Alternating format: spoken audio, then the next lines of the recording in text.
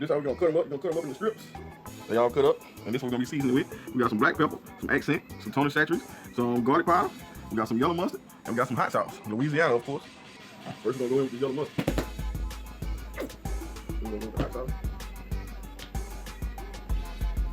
Garlic powder. Some Tony Chachere's. Accent. And black pepper. You gotta season your flour too. Don't put no plain flour when you cook some chicken. And this one got 2 eggs. And you cook milk in with eggs. Few little dabs of hot sauce in there.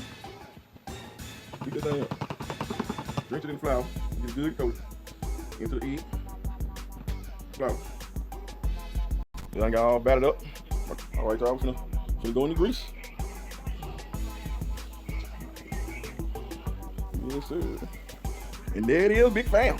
My homemade chicken strips and some curry. Well, yeah, y'all get in the comment section and tell me how you did. And this y'all be heard on the checkout. Yeah.